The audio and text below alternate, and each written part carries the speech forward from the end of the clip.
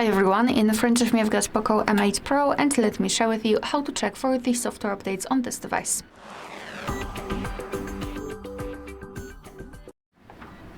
So first of all, make sure that you've got the internet connection because it is required, and simply for checking you can use Wi-Fi or mobile data. However, if you'll decide to download the update, I highly recommend switching to the Wi-Fi so you can avoid some charges because the packages which are associated with the updates are quite large. Alright, so we've got the internet connection. Now we can open the settings. Here, let's go to About Phone at the top and tap on Xiaomi HyperOS. Now your device will check for the updates, and basically you can meet two different scenarios.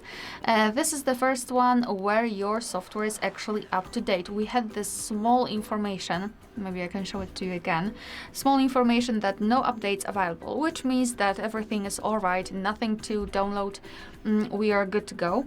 And the second scenario is where your device will actually find the update. It will show you the information about it, what has been fixed, what has been added, and then you will be able to tap on download or install somewhere here and then apply the update. Alright, so that will be all. Thank you so much for watching. Please hit the subscribe button and leave the thumbs up.